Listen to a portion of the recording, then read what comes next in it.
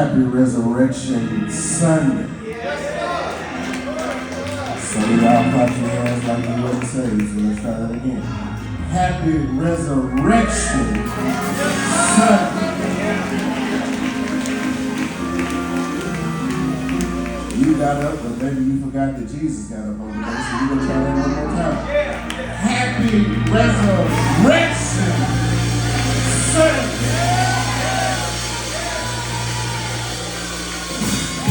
You floating in your right mind, you drove up here, you didn't get in a car accident, you made it just safely, you were running late and didn't run into nobody. Let's try it again. Happy Resurrection Sunday.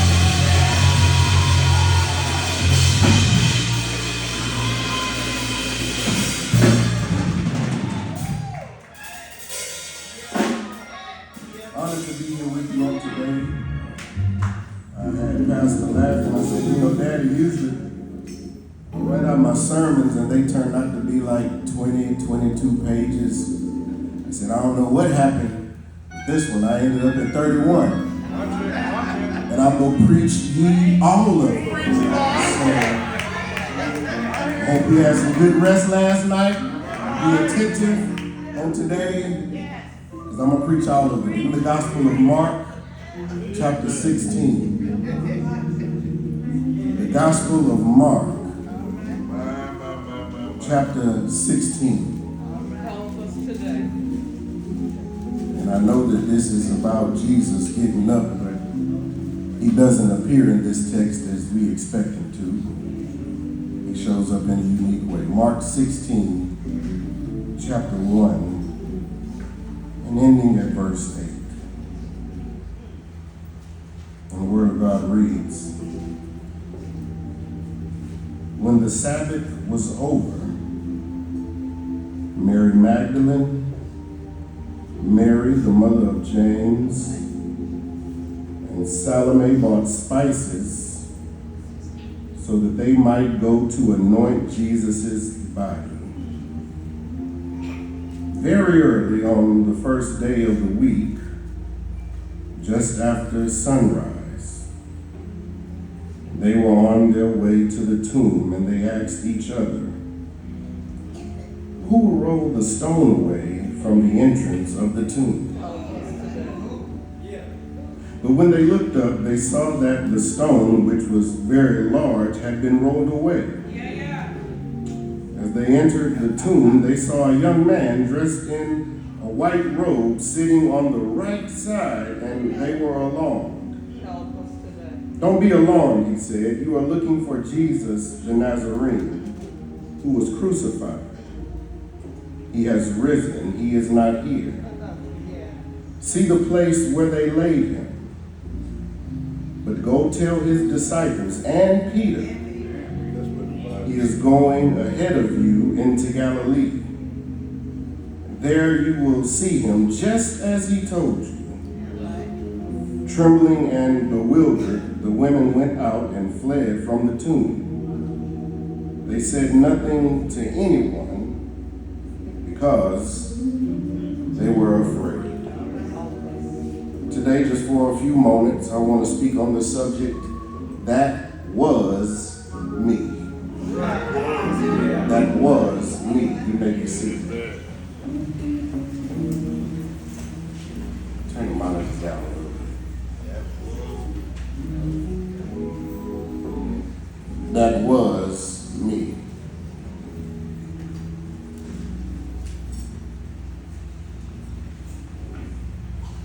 Do you remember watching TV talk shows when you were younger? When I was growing up and we were at Granny's house, we had all the best TV talk shows to watch. There was Maury, Jerry Springer. If you're old enough to remember this, Mother Love, Montel Williams, Jenny Jones. I'm really showing my age. Sally Jesse Raphael with the red glasses on. Yeah. All those TV talk shows. But one of my favorites was the Ricky Lake Show. Y'all remember Ricky Lake? The Ricky Lake Show was on TV from 1993 to 2004. And her show had all types of themes.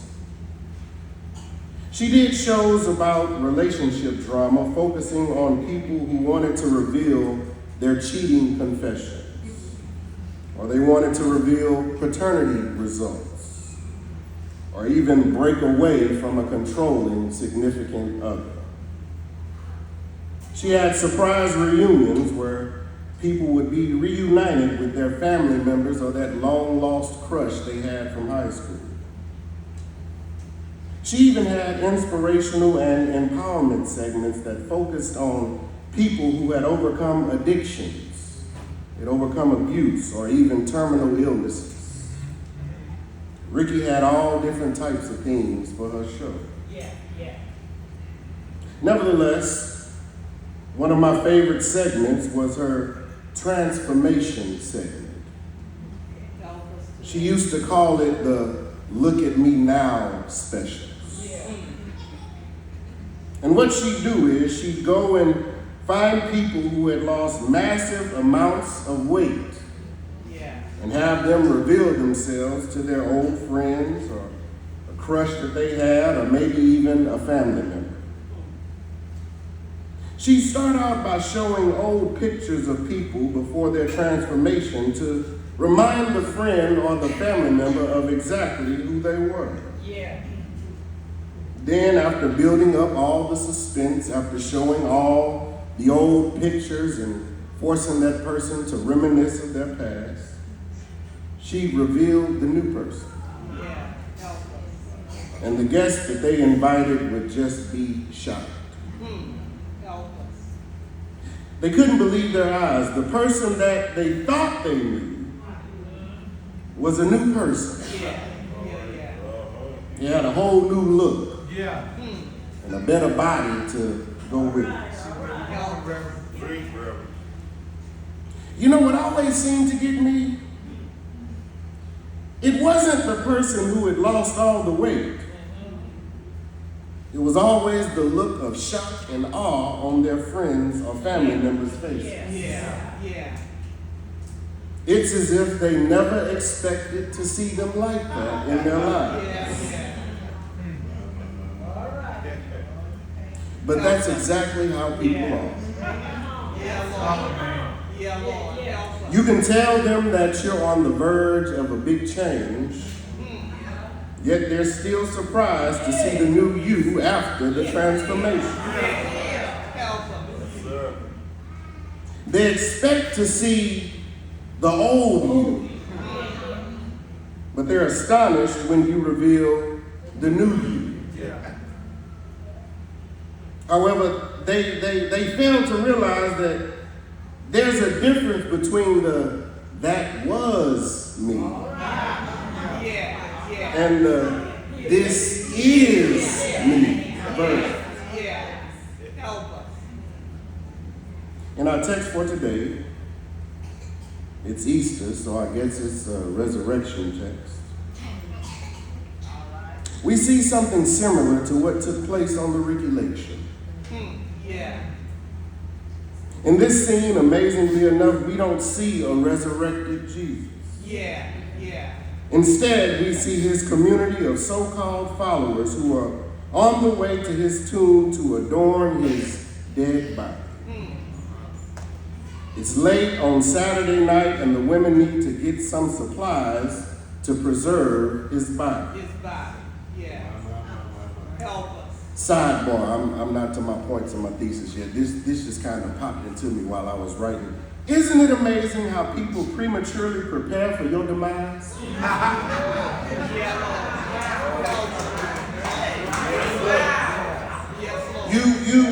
You tell them that you're going to move into your new home in March. So they call you in January to see if you paid the down payment.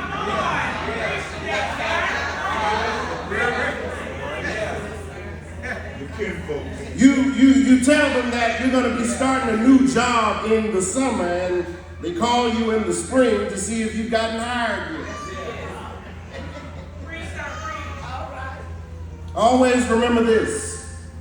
People will always prematurely prepare for something not to happen.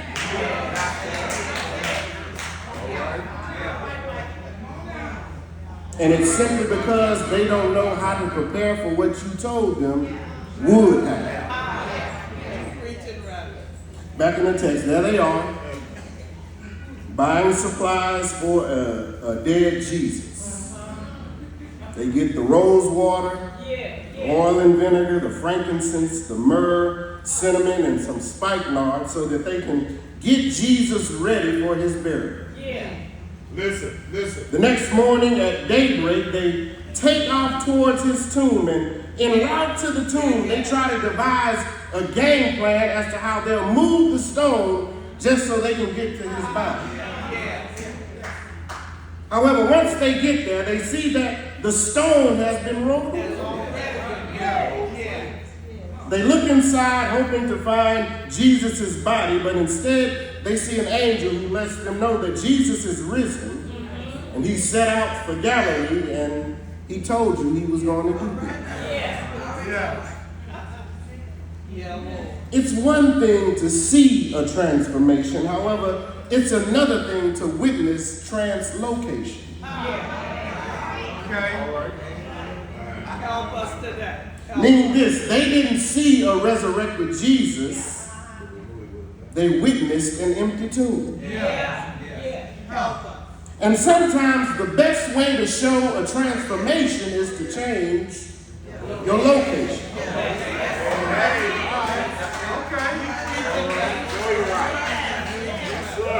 Sometimes people don't need to see that you've changed, they just need to witness that you've moved on.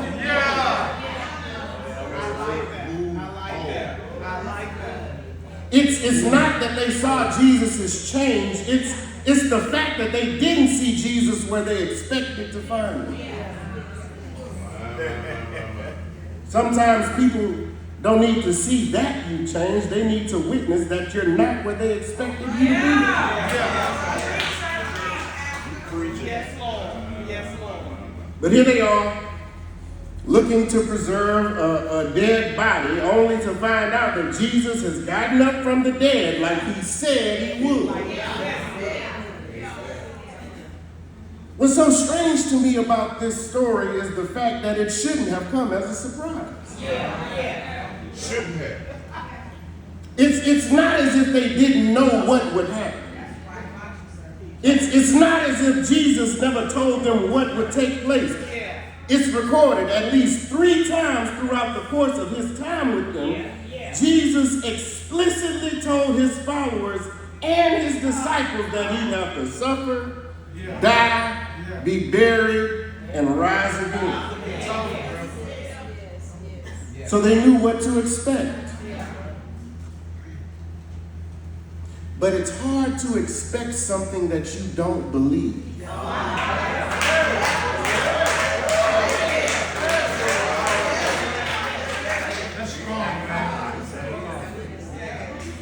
So since they didn't believe him, they didn't expect him. But if you ask me, that's the whole purpose of this story. For it seems as though Mark has included this story in his gospel to teach us this. People will always look for you in the dead places that you were once buried in.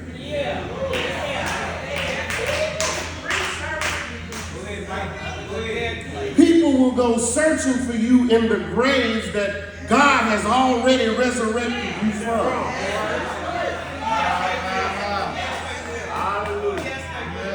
People will always visit your past, not realizing that you've been set free from it.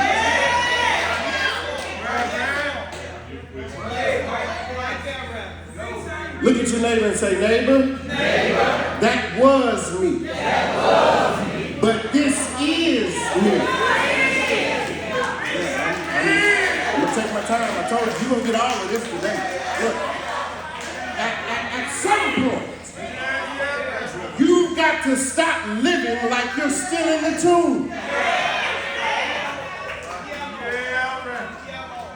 At some point, you got to leave those dead places you've already left behind.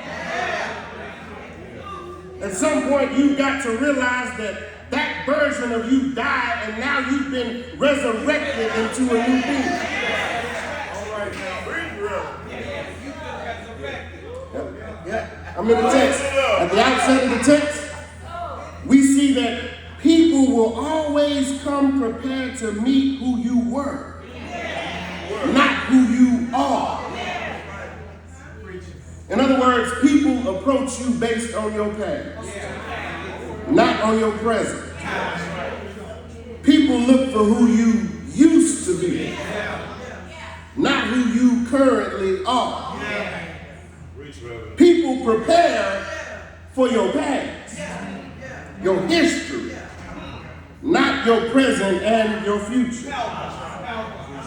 In the text, Mary Magdalene, Mary, the mother of James, and Salome all go to the store to grab spices to adorn Jesus' dead body. They get all the supplies that they need in secret and then turn around and head to the tomb early on Sunday morning to prepare his body for burial. Now, these aren't just some ordinary women. These women are followers of Jesus as well. Ironically enough, these are the same three women who witnessed his crucifixion from a distance. Mary Magdalene experienced Jesus firsthand as a recipient of his healing power as Jesus helped set her free from the demons that she was dealing with. Mary, the mother of James and Joseph, was the mother of James the Younger, one of Jesus' 12 disciples. And Salome is believed to be the wife of Zebedee and the mother of James and John, two more of Jesus' disciples. So these women are extremely familiar with Jesus and his teachings. Moreover, they witnessed his crucifixion firsthand. So one has to wonder, how could women so close to Jesus make such a faithless move? Listen. He told them he'd get up in 3 days. They showed up on the third day looking for a dead body. Listen today. How could they be so faithless? Well, maybe it's because the truth is so hard to believe. The truth. Think about it. If you witness Jesus getting beaten, mocked, and abused, then you've seen him hung from a cross with nails in his feet and in his hand and spears in his side. Then you watched him die, and you watched him put him in a tomb and roll a stone in front of it. Would you have expected him to get up from that? That's hard to believe. Wow. Yes, it is. I know you like to think of yourself as perfect, like you'd have been that one person in the world who just so happened to believe that Jesus is going to get up after 3 days. You're not. No. That's human nature. It's hard for people to expect you to come out of a situation that seemed like it was insurmountable.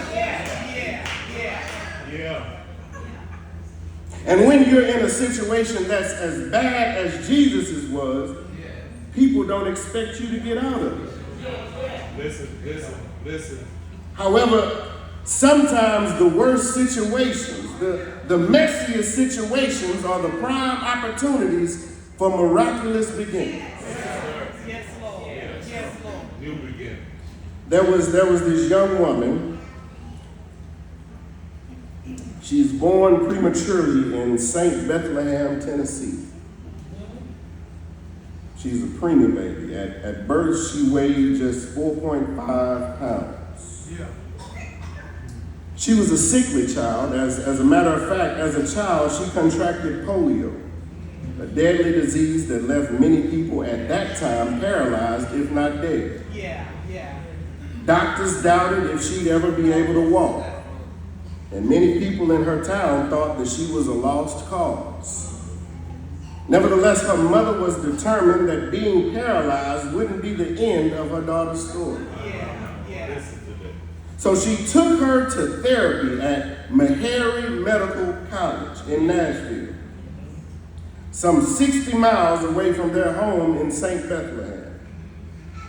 For years, almost a decade, her mother drove her more than an hour away from home to get this week-long therapy. All the while, in the car, she'd tell her daughter, baby, anything is possible.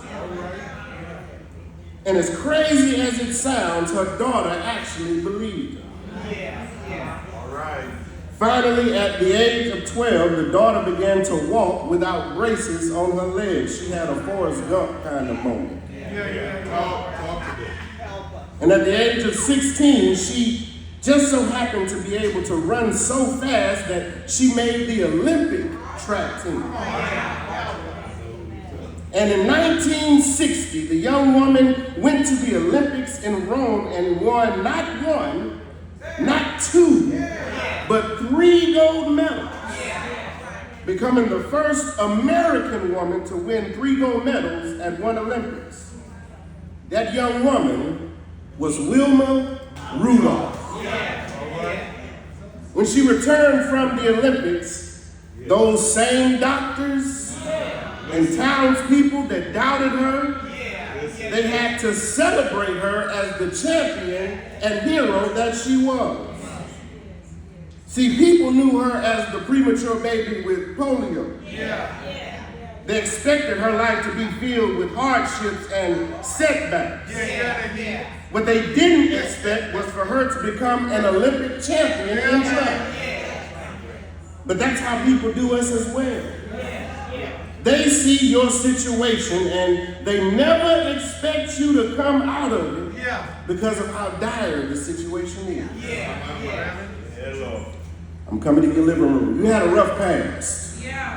You got into some trouble. Maybe even you got incarcerated for some time. People never expected you to make anything out of your life. But you got out, you got a job, you got back on your feet. But all they can ask you is if you're staying out of trouble. They're prepared for who you were, not who you are. You had a bad addiction, drugs, gambling, maybe even alcohol, but you kicked the habit. But all they can ask you is if you're still drinking or do you still smoke or you still know where to find a good poker game. They're prepared for who you were, not who you are. You hit an emotional rock bottom.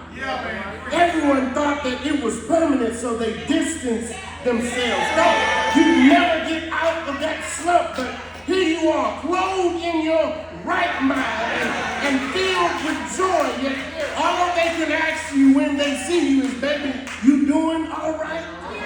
You doing okay? You still going to therapy? They're prepared for who you were, not who you are. Yeah, you were trapped in that relationship. Everybody knew that that man or that woman was abusive.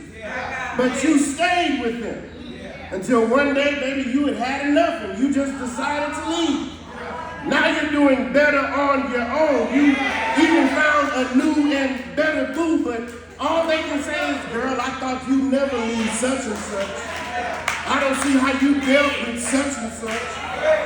How did you stay with such and such?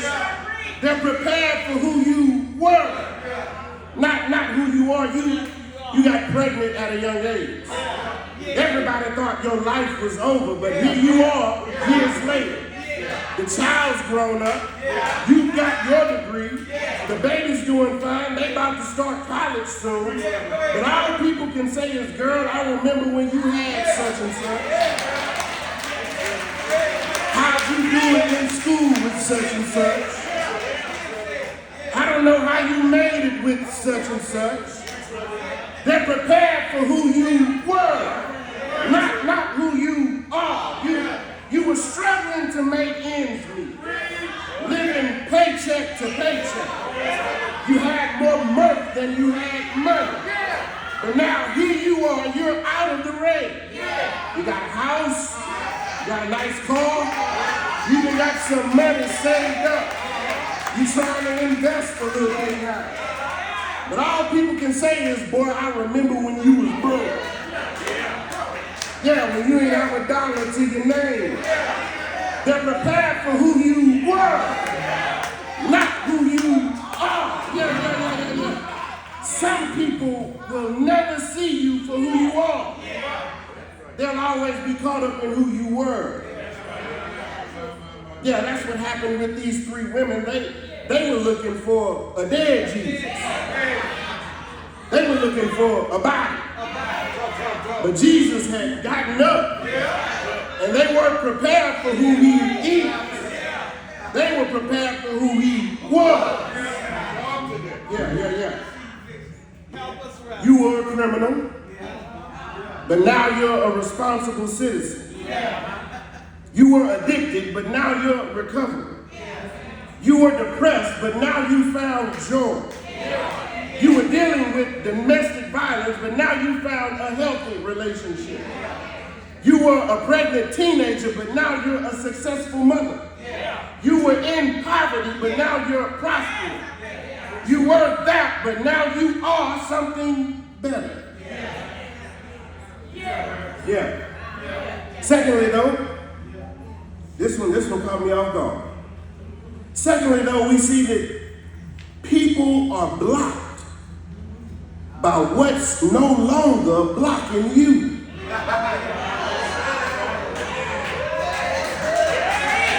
Yeah. People are blocked by what's no longer blocking you. People get trapped by what you've already been set free from. People stumble over what you've already.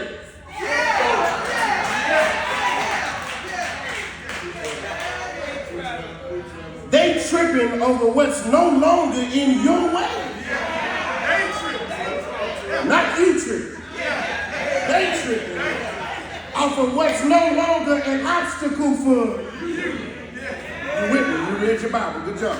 In the text, while Mary Magdalene, Mary, and Salome are on the way to the tomb, they keep trying to figure out how they're going to remove the stone that's blocking the entrance to the tomb. This is the funny thing to me. You got to think about this. Here they are going to anoint Jesus' body. Yet they don't have any idea how they're even going to get to his body. Listen. Think about this. They want to prepare his body to be buried. But he's already in a tomb. Come on.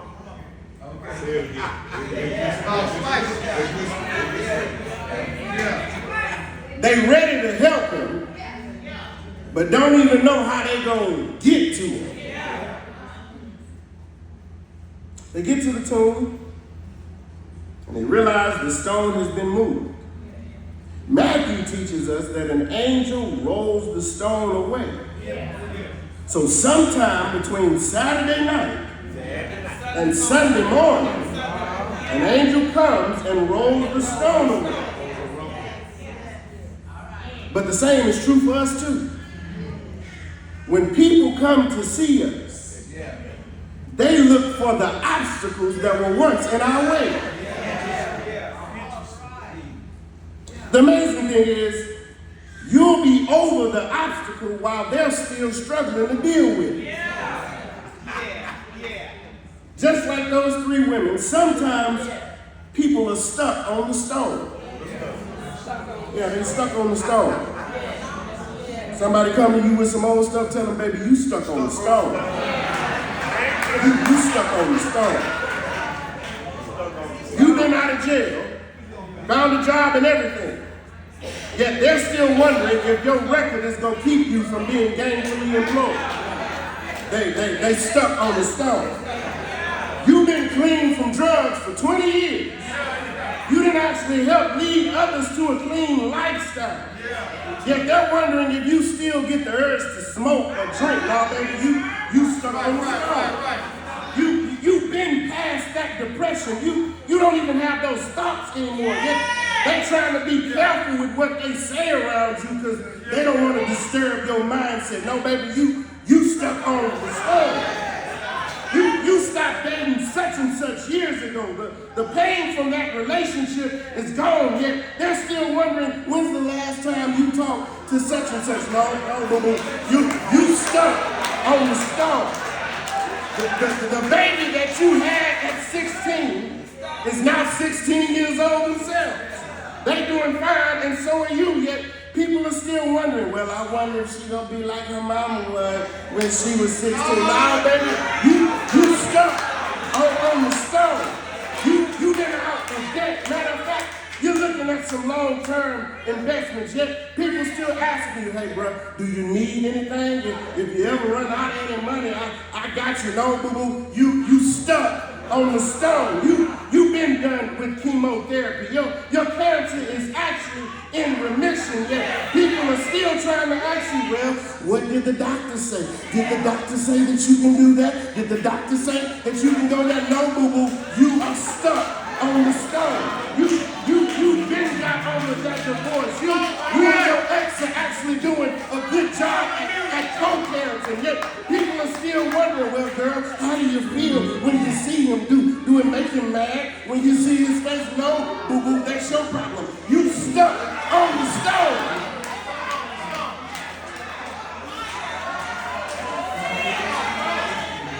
It's amazing how people get stuck on the stuff that you done already let go of.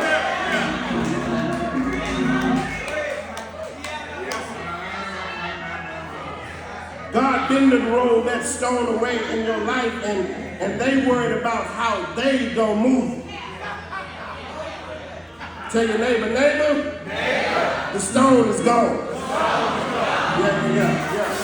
Tell them you stuck on the stone, baby, but the stone is gone. I'm doing fine because the stone is gone. I'm all right now because the stone is gone. I think I can make it because the stone is gone. I'm doing better now because the stone is gone. I'm living my best life because the stone is gone.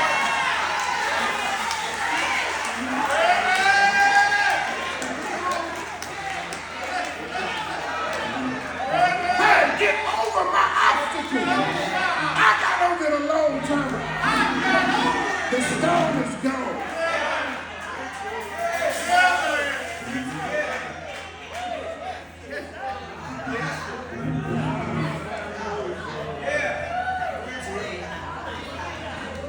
But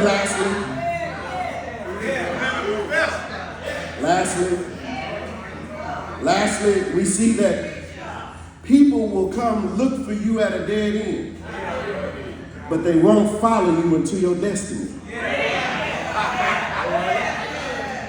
Stay with me. Listen.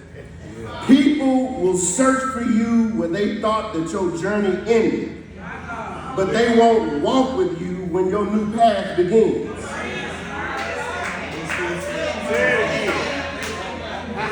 People will stay where you stopped at, or where they thought you stopped at, but they won't go where you get started again.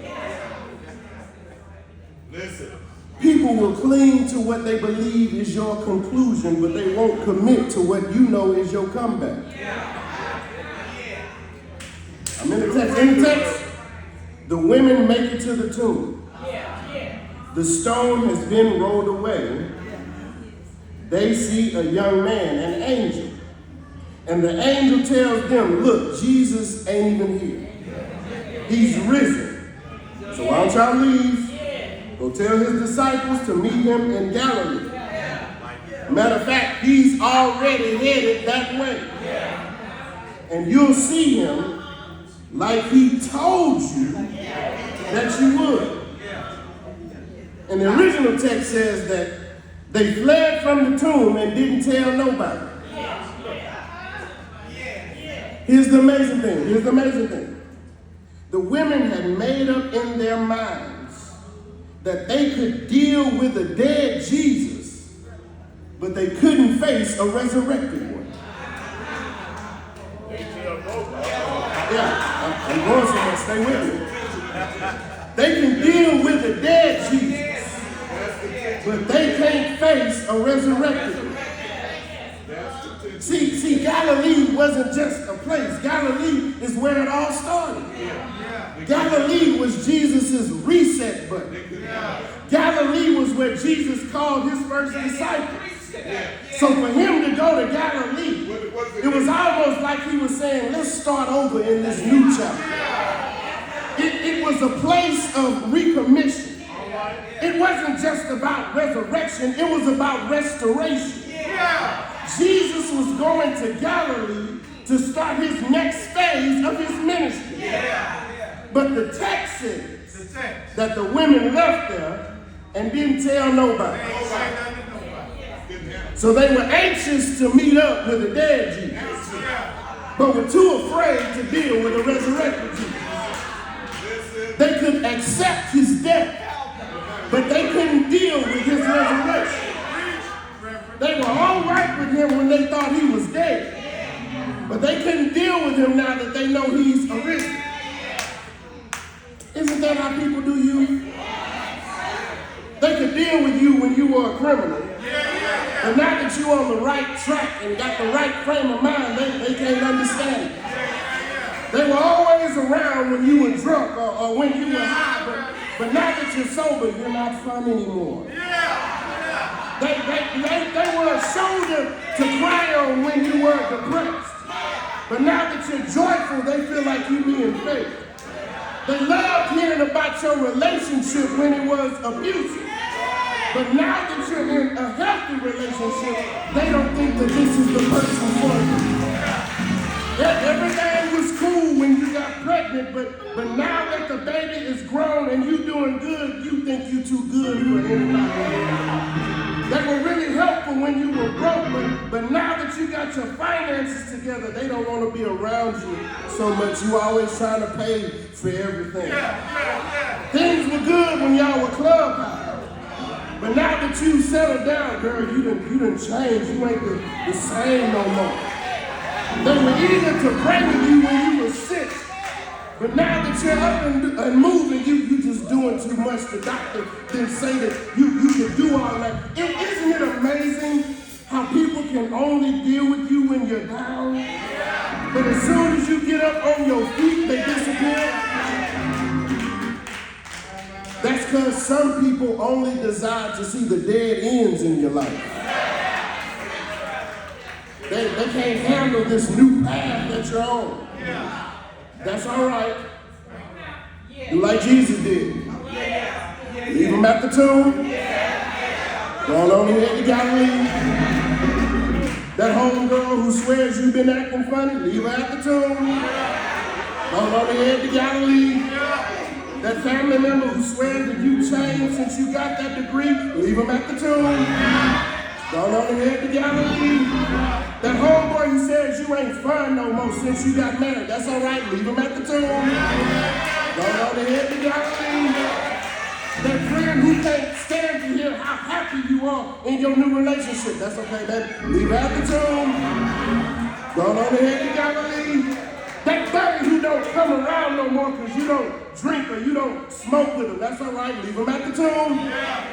Going on ahead to Galilee.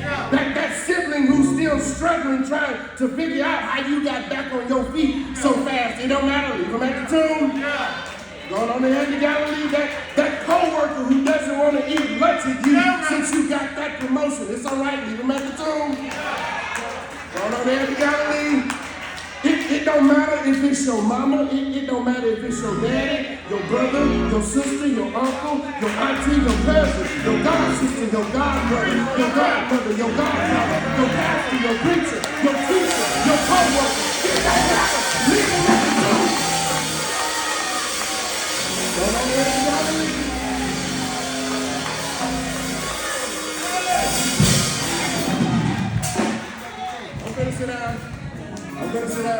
take my seat. Look. I know we like to say that Easter is about Jesus getting up out the grave. And that's right. He did get up out the grave. But at some point in your faith walk, you've got to realize that the same power that got Jesus up out the grave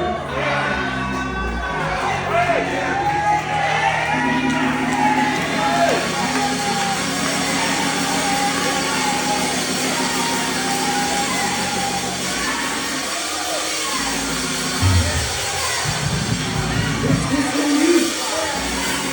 So I know you're looking for that old he got up clothes. But no, that ain't what it's about on today. Today is about you giving up. Because that same power that resurrected Jesus can resurrect you too. Look at your neighbor and say, neighbor, I'm getting up. See, that was you. But you gotten up. So this is you. Right now in this moment. That was who you were. But this is who you are. You got up out the tomb. You were a criminal, but now you're a law-abiding citizen. You got up out of the grave. You were an addict, but now you're an activist. You got up out of the grave. You were depressed. You were downtrodden, but now you're joyful and you're jubilant. You got up out of the grave. You were abused. You were ashamed. But now you're protected. And you're proud of where you are. You got up and got out the grave. You were a teenager, pregnant with a child. But now you're an adult, pregnant with your purpose.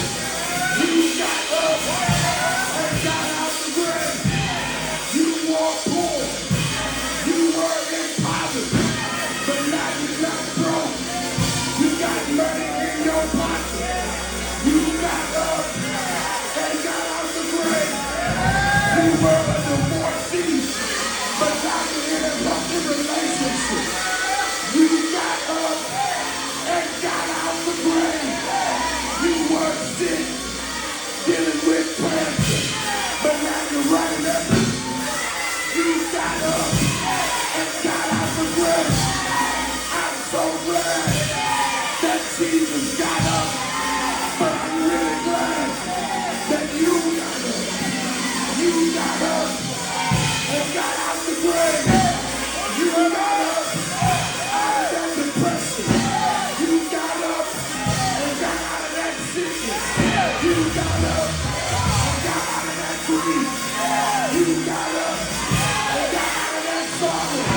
You got up and got out of death. You got up. You got up. Celebrate you getting up. Jesus got up. But now you got love. You got out the grave.